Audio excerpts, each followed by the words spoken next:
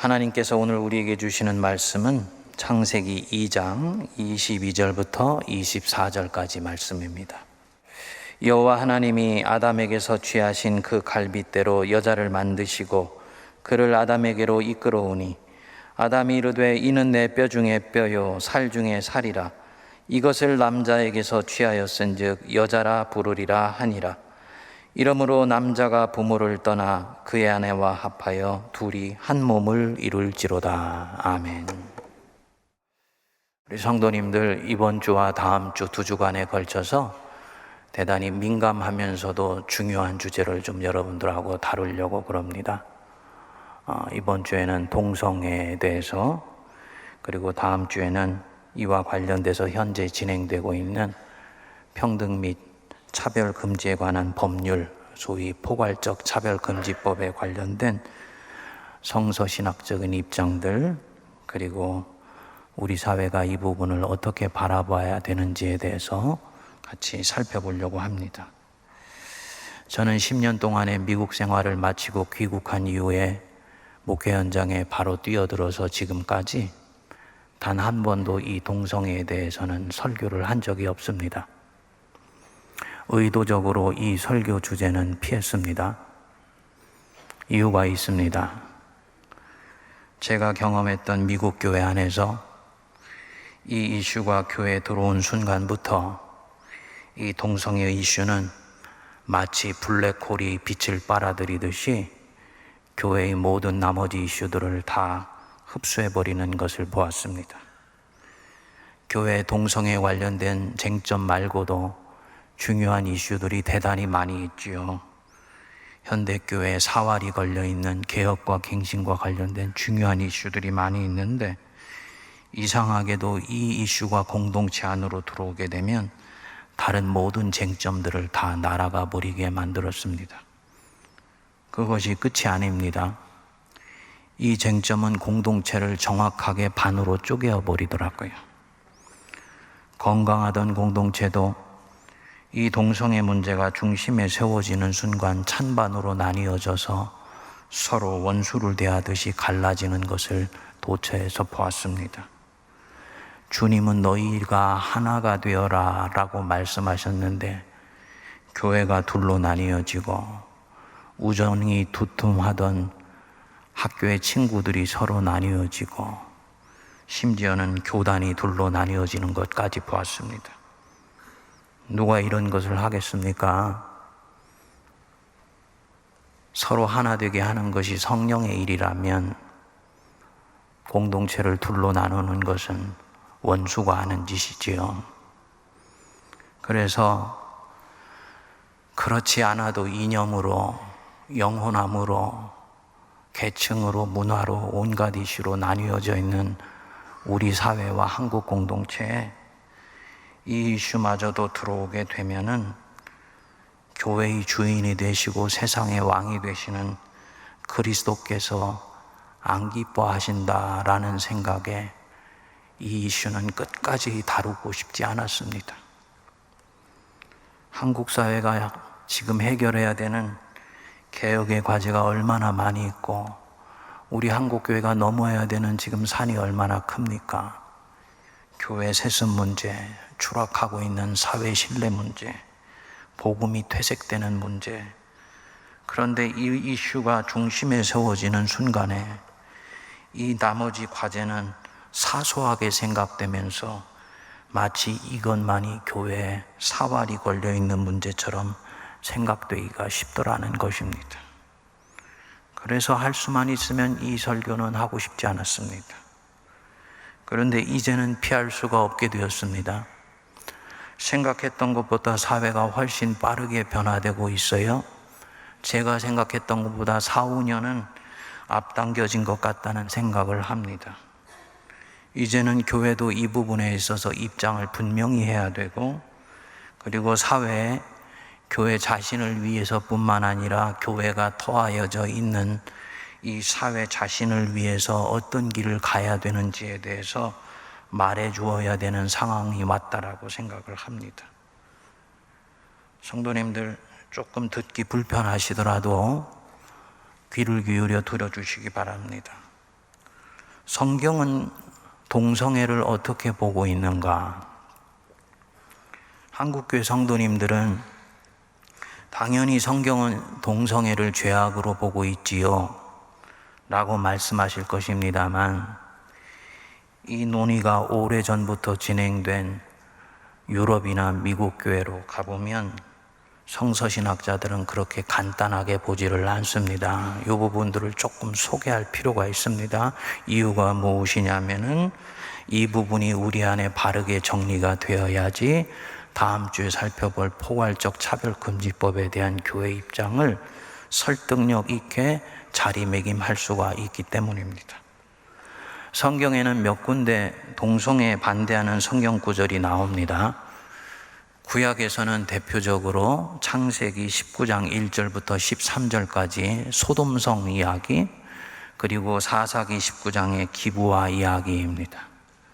많은 반동성애자들은 소돔성에서 행해졌던 이 동성애가 소돔성을 하나님이 멸하시게 된 결정적인 이유라고 말을 합니다. 물론 이야기 안으로 들어가 보면 소돔성 사람들이 롯의 두 손님 천사들이었지요. 이들을 집단으로 성폭행하려는 의도를 가진 것은 틀림없습니다만, 이것이 동성애 선교로 인해서 이 성이 멸망했다는 증거로는 성서신학 안에서는 채택을 하지를 않습니다. 오히려 구약에서 동성애를 가장 명료하게 반대하는 말씀이 레위기 18장 22절에 나옵니다. 너는 여자와 동침함 같이 남자와 동침하지 말라. 이는 가증한 일이니라. 당시에는 율법을 남성들에게 선포하고 이 남성들이 가정에 있는 여자들에게 가르쳤으니까 이 말씀은 남성과 여성 모두에게 해당되는 것이지요. 레위기 20장 13절은 보다 강력하게 근친상간이나 수간을 금하면서 이 동성애를 엄금합니다. 누구든지 여자와 동침하든 남자와 동침하면 둘 다 가증한 일을 행함인즉 반드시 죽일지니 자기의 피가 자기에게로 돌아가리라. 레위기면 모세오경의 중심을 형성하는 율법이기에 비록 구약에서는 여기에 한 차례 언급되었다 할지라도 구약 성경과 이스라엘 백성들은 동성애를 엄히 금하고 있었다는 것을 우리가 분명히 알 수가 있습니다. 어떤 사람은 이 계명은 옛 언약이지 예수 그리스도께서 오시고 난 뒤에 세워진 새 언약은 아니지 않느냐라고 반문을 합니다. 맞는 말이죠. 구약 중에서 많은 규례가 신약 시대에 폐하여졌습니다. 할례는 더 이상 받지를 않고요. 유대인들이 생명처럼 여기던 정결법들이 굉장히 많이 있는데 그 대부분들은 다 폐하여졌습니다. 그러니까 그리스도께서 오신 후에는 더 이상 지키지 않아도 되는 율법이 되었다는 것입니다. 하지만 이 동성애에 관한 규정은 신약에서도 반복해서 등장합니다. 그것도 사도 중에 사도이고 신약 성경의 대부분의 책을 쓰신 사도 바울의 말씀을 통해 재등장합니다. 고린도전서 6장 9절에서 10절을 보면 불의한 자가 하나님의 나라를 유업으로 받지 못할 줄을 알지 못하느냐. 미혹을 받지 말라. 음행하는 자나 우상 숭배하는 자나 간음하는 자나 탐색하는 자나 남색하는 자나 도적이나 탐욕을 부리는 자나 술 취하는 자나 모욕하는 자나 속여 빼앗는 자들은 하나님의 나라를 유업으로 받지 못할 자니라. 하나님의 나라를 유업으로 받지 못하는 악한 행동과 목록 속에 남색하는 자라는 말이 나왔습니다.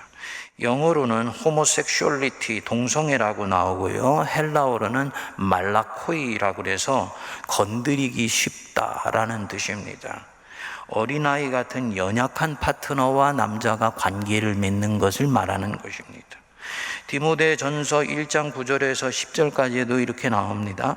알 것은 이것이니 율법은 옳은 사람을 위하여 세운 것이 아니요 오직 불법한 자와 복종하지 아니하는 자와 경건하지 아니한 자와 그 뒤에 죄인과 거룩하지 아니한 자와 망령된 자와 아버지를 죽이는 자와 어머니를 죽이는 자와 살인하는 자며 음행하는 자와 뭐라 그랬습니까? 남색하는 자와 인신매매를 하는 자와 거짓말하는 자와 거짓 맹세하는 자와 기타 바른 교훈을 거스리는 자를 위함이다. 남색하는 자, 율법과 복음의 상반되는 죄의 목록으로 남색이 들어있습니다. 역시 영어로 들어가면 호모섹슈얼리티인데 헬라어로는 아르제노코타이라고 해서 남자와 같이 눕는 수동적인 파트너를 이야기하는 것입니다. 사도가 동성애 금지를 구약의 지나간 규례로 생각하지 않으시고 여전히 지켜야 되는 신약의 결정적인 항목으로 교회에 가르치고 있는 것이죠. 하지만 교회가 동성애를 그리스도인의 합법적인 생활 양식으로 인정해야 된다라고 보는 사람들은 사도 바울의 이 말씀들이 진정한 의미에서의 동성애를 반대하는 전거가 될 수 없다고 봅니다. 이들은 교회가 동성애를 무조건 죄악시하기 때문에 동성애의 여러 종류가 있다는 것을 모른다는 것입니다. 아주 단순화해도 동성애는 크게 두 가지 종류가 있다는 거예요. 첫 번째로는 일시적인 성적 만족을 위해서 일탈적이고 비정상적 성행위를 하는 사람들, 우리가 일반적으로 생각하는 동성애자들. 두 번째로 이들 중에는 진정한 인간 사랑의 표현으로서 동성애를 하는 자들이 있다고 주장합니다. 이 두 번째 유형은 일탈이 아니고 동성애적 성향을 운명적으로 이미 갖고 있는 자들이어서 이들은 건강한 도덕성을 갖고 살며 이성에 대해서는 전혀 감정이 잃지 않기 때문에 이성과 결혼하듯이 동성과 결혼하여서 평생 그 사람만 사랑하면서 사는 그런 사람들이라고 말을 합니다. 동성애를 그리스도인의 삶의 양식으로 인정해야 된다고 말하는 사람들은 구약과 사도 바울이 알고 있는 동성애는 성적으로 문란한 삶을 살았던 전자의 경우이지 후자를 말하는 것은 아니라고 주장하는 것입니다. 사도는 이런 소위 건전한 동성애에 대해서는 알지 못한다는 것이지요. 이런 면에서 사도는 이런 동성애자들의 고뇌와 인간적인 권리에 대해서는 정죄하지를 않았다는 것입니다. 즉 진정한 의미에서의 동성애는 신약에서도 죄로 규정한 적이 없다고 보는 것입니다. 이게 대략 현재까지의 논의입니다. 여러분, 이런 해석은 죄라는 단어를 단순히 내가 악한 행동을 했다라는 범법 행위를 한 것이거나 내가 악한 생각을 했다라고 지극히 내면적이고 심리적인 것으로 좁게 이해를 하고 있는 것입니다. 죄는 히브리어로는 차타, 헬라어로는 하마르티아라 그래서 표적에서 벗어나다, 있어야 되는 자리로부터 벗어나다, 궤도를 이탈해 있다라는 뜻입니다. 창조의 섭리와 창조주 하나님의 명령을 벗어난 행동뿐만 아니라 존재의 상태 자체를 하마르티아, 죄라고 이야기를 하는 것입니다. 성경은 분명히 창조주 하나님께서 인간을 만드실 때 남성과 여성을 만들으셨다고 했습니다. 이번에 포괄적 차별금지법에 성을 분류하기를 남성, 여성, 그리고 그 다음으로는 혹은 분류하기 어려운 성이라고 표현을 했는데 창조신앙에서는 알 수 없는 제3의 성이나 표현할 수 없는 어려운 성이라는 것은 없습니다. 동성애자들이 목사님, 그런 것이 실제로 있는 것을 어떻게 합니까? 내가 경험하면서 살고 있는데 어떻게 합니까? 라고 말할 수 있습니다만, 있다고 해서 신앙적으로 다 정당한 것은 아니지 않습니까? 존재하기에 정당한 것은 아니지요.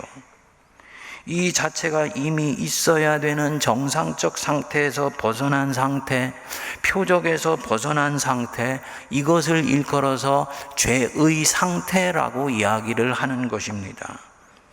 그것이 유전으로부터 왔건 후천적으로부터 왔건 그것은 중요하지 않아요. 성서신학적으로는 동성애의 원인이 어디 있느냐라는 것은 그다지 중요한 부분이 아닙니다. 왜냐하면 어떻게 왔든 그것은 표적으로부터, 있어야 되는 궤적으로부터 벗어나 있다는 측면에서는 죄이고 하마르티아인 것입니다. 창세기 2장 24절에 둘이 한 몸을 이룬다 했습니다. 결혼하여서 이성이 결합하여 한 몸을 이루는 거예요. 성경적으로는 본래가 하나였는데 따로 떨어졌던 것이 원래대로 재결합하여서 온전해진 것입니다. 이 결합은 정신적이고 영적인 것일 뿐만 아니라 무엇보다도 육체적인 것입니다. 히브리적 사고, 유대적인 사고, 구약적 사고에서 몸의 하나됨은 굉장히 중요한 부분입니다. 몸성을 기독교 신앙은 대단히 중요하게 여깁니다. 레위기가 동성애를 엄히 금하고 사도 바울이 동성애를 거부한 것이 단순히 성적인 타락을 금한다든지 그들의 존엄성 문제에 무지했기 때문이 아니라는 말입니다.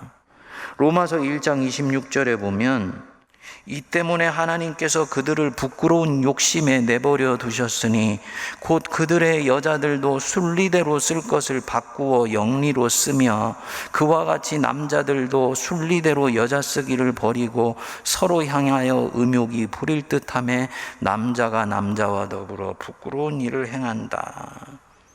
여기 남자가 남자와 여자가 여자와 함께 자고 결혼하는 것, 이것이 뭐라 그랬습니까?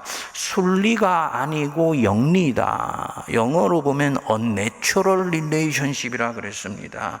다시 말씀드려서 이것은 자연의 순조로운 관계가 아니다. 즉 하나님의 창조 질서와 섭리에 어긋나는 것이기 때문에 받을 수가 없는 것이다. 도덕적인 문제이기 이전에 창조의 섭리와 직결되어 있는 부분이라고 사도는 보시고 있는 것입니다. 사도 바울이 지금 동성애 문제를 단순히 성적인 타락의 문제나 인권 문제로 볼 수 없는 결정적인 이유가 됩니다. 사실은 사도 바울만큼 급진적 인권의식을 가지고 있는 분이 없어요. 갈라디아서 3장 28절에 보면 너희는 유대인이나 헬라인이나 종이나 자유인이나 남자나 여자나 다 그리스도 예수 안에서 하나이니라. 이 말씀이 얼마나 당시로 보면 급진적인 말씀이었는지 모릅니다. 하나라는 말은 평등하다, 동등하다라는 뜻입니다. 남자와 여자가 하늘과 땅 차이처럼 위계가 분명했던 때 그리스도 안에서 남자와 여자가 평등하다라고 말씀을 한 것입니다. 노예제 사회인데 주인과 종이 그리스도 안에서 평등하다고 합니다. 모든 유대인들이 이방인들을 하나님도 모르고 율법도 알지 못하는 개와 같은 자들이라고 취급했던 때 이 바울은 이방인이 유대인들과 동등하다라고 말을 합니다. 이런 민감한 인권의식을 가진 사도가 동성애에 대해서는 민감하게 부정을 합니다. 왜냐? 동성애는 인권의 문제보다 더 깊은 문제이기 때문입니다. 사도는 그래서 이런 삶이 로마서 1장 25절에 동성애에 대해서 부정하기 전에 이렇게 말씀합니다. 피조물을 조물주보다 더 경배하고 섬기는 데서 바로 이런 일들이 일어난다고 봅니다. 사도가 동성애를 언급하는 것은 단순히 행위 때문이 아니고 그 자체가 창조의 온전한 존재 상태를 정면으로 부정하고 있기 때문이라고 본 것입니다. 성도님들, 사도 바울이 살았던 이 헬라 세계는 동성애가 성행한 사회였습니다. 동성애가 문화적으로 인정받았던 사회였어요. 오늘날처럼 동성애가 음성적으로 이루어진 사회가 아니었습니다. 남자가 여자를 노예와 남자 사이의 존재 정도로 하등하게 여겼습니다. 그래서 남자가 진정으로 플라토닉한 사랑을 하려면 지적 존재적으로 수준이 낮은 여자가 아니라 자기와 같은 남자와 하는 것으로 인식을 했습니다. 뭘 말합니까? 당시의 동성애, 특히 남성들 사이의 동성애는 오늘날 일반적으로 생각하듯이 더럽고 난삽한 관계가 아니라 훨씬 지적 정서적으로 수준 높은 관계였습니다. 사도 바울도 이를 잘 알고 있었어요. 그런데도 그는 이를 피조물을 조물주보다 더 경배하는 것이고 순리대로 쓸 것을 영리로 쓰는 것이라고 단호하게 거부를 합니다. 이유가 무엇이냐? 사물을 이렇게 바라볼 수 있는 사람은 한 종류의 사람뿐입니다. 사람이 기준이 아니고 취향이 기준이 아니며 자신을 죽기까지 사랑하시는 하나님 자신이 기준인 사람, 그 사람은 사물을 이렇게 봅니다. 그리스도인이라면 생명처럼 여겨야 되는 창조신앙에서 바로 이 부분에서는 벗어나 있기 때문입니다. 성도 여러분, 이 부분이 오늘날 기독교와 그리스도의 교회가 대단히 터프한 지점에 서 있는 곳입니다.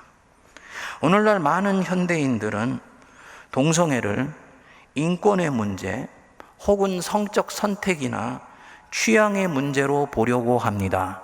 그리고 앞으로도 계속 집요하게 이쪽 방향으로 가지고 가려고 할 것입니다. 동성애는 개인의 자유의 영역이라는 것입니다. 교회 안에서도 그렇게 보려고 하는 성도들이 점점 많아지고 있습니다. 50대 중반 이상의 성도님들 중에서는 오늘 목사님이 왜 저 동성애를 지지하는 것 같은 그런 변론적인 얘기들을 길게 하시지라고 생각하는 분들이 계시겠습니다만, 여러분 20, 30대로 넘어가면 전혀 온도차가 달라요. 서구에서는 10대로 내려가면 동성애를 인정하지 않는 자체를 오히려 이상하게 봅니다. 그런 가운데서 교회가 지금 창조신앙을 붙들고 이 이슈를 다루고 있는 것입니다. 섬세하지 않을 수가 없는 것이지요. 저는 목사로서 설교자로서 이 부분에 있어서 교회의 입장은 과거나 지금이나 미래나 동일하다고 저는 믿습니다. 오늘 제가 사도신경을 2부 때 하면서 전능하사 천지를 만드신 하나님 아버지를 믿사오며 그 고백을 하는데요, 가슴이 뭉클해져요.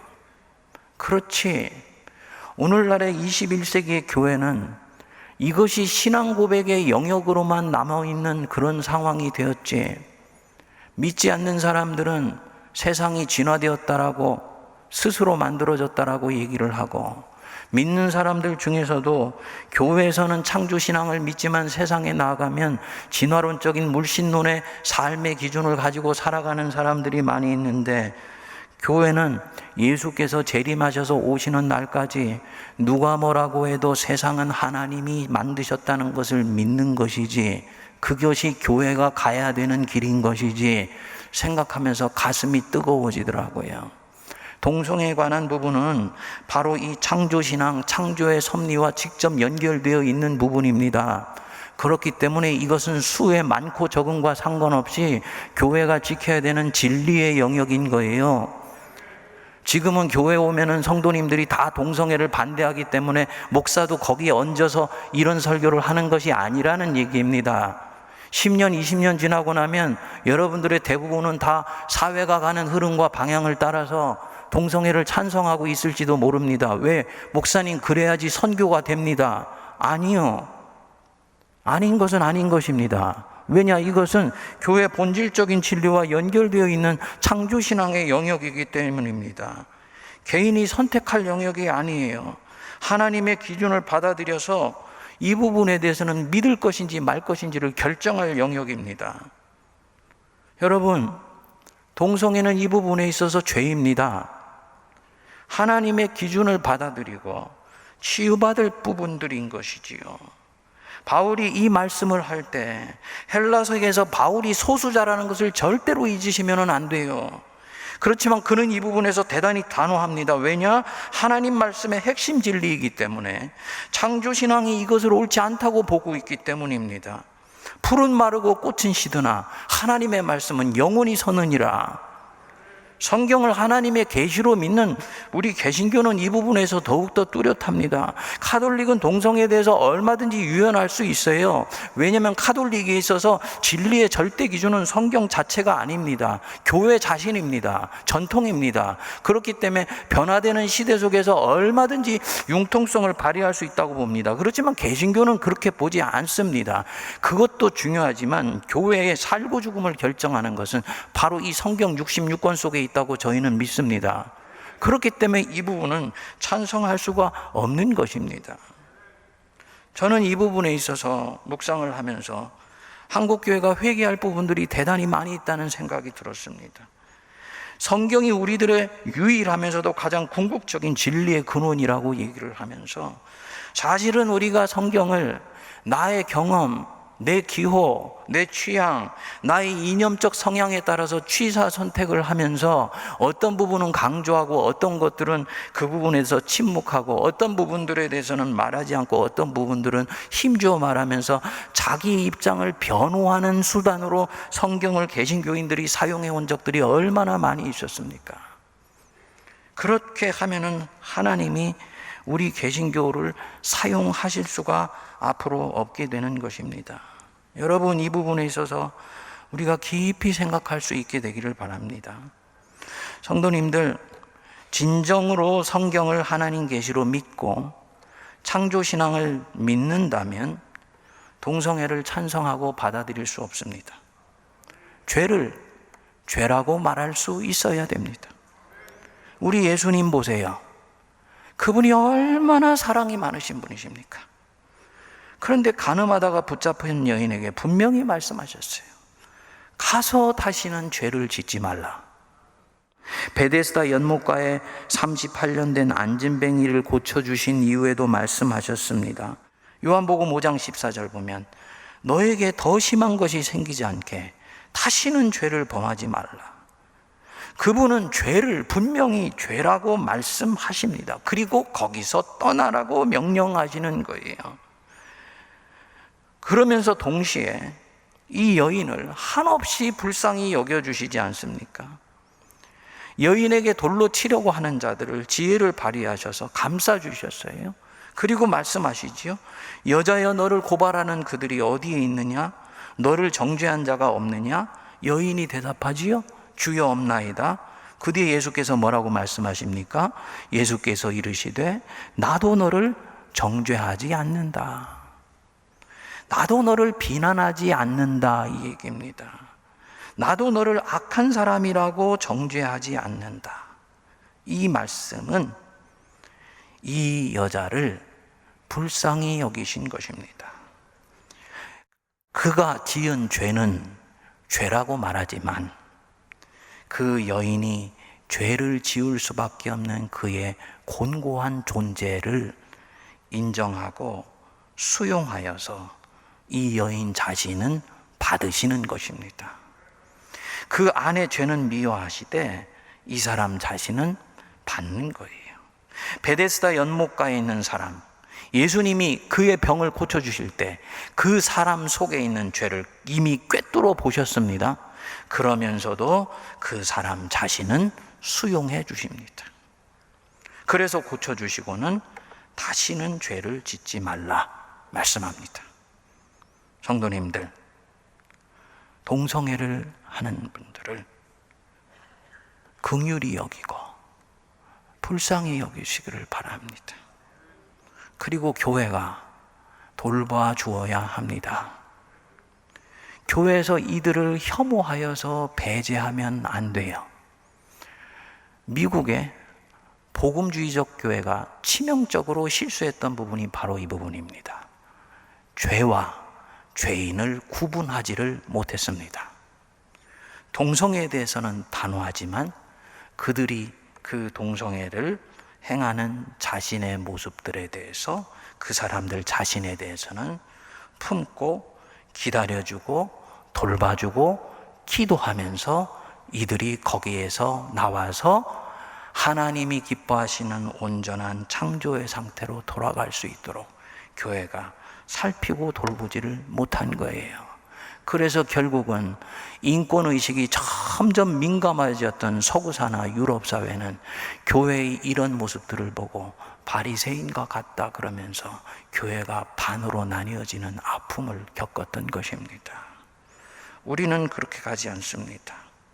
예수님처럼 죄는 미워하되 죄인은 긍휼히 여겨주실 수 있게 되기를 바랍니다. 이게 예수님의 마음이잖아요. 사실은 우리가 주님께 받아들여졌다고 하지만 우리는 주님 앞에서 오늘도 수없이 많은 죄를 짓고 살지 않습니까? 그런데도 우리 주님은 우리가 죄인이라고 하여서 우리를 배제하지 아니하십니다. 여전히 우리를 받아주시기 때문에 오늘 이 예배를 드릴 수 있는 것입니다. 동시에 동성애자를 긍휼히 여긴다고 하여서 동성애 자체를 인정하고 받아들이는 것은 옳지 않습니다. 그들 또한 창조주 하나님의 형상으로 만들어진 인간이라는 면에서는 우리와 동일하게 인간으로서의 존엄성과 권리를 존중받아야 합니다. 하지만 인권의 이름으로 동성애 자체를 받아들이는 것은 전혀 다른 문제입니다. 동성애의 본질을 간과하는 것입니다. 이런 면에서 우리 성도님들이 우리 함께 죄에 대한 민감성을 갖고 또 동시에 그 죄에 대한 민감성이 인권을 옹호하는 부분들과는 잘 구분하여서 힘들고 어려운 시대에 옳고 그른 것들이 혼동되어 있는 시대에 하나님의 선하신 뜻을 쫓아가는 복된 성도들 되시기를 기도합니다. 기도하겠습니다. 거룩하신 하나님 아버지, 진리의 교사가 되셔서 갈 길을 보여주시고 풀은 마르고 꽃은 결국 시드나 하나님의 말씀은 영원히 서며 그 말씀 안에 계신 우리 주 예수 그리스도는 어제나 오늘이나 내일이나 동일하시다고 말씀하시며 우리를 그 앞으로 초대하시니 감사합니다. 말씀 붙들고 옳고 그름을 분별하기 힘든 세상 한복판에서 하나님 백성답게 살아 하나님의 나라를 이 땅에 이루어가게 하여 주옵소서. 예수님 이름으로 기도하옵나이다. 아멘.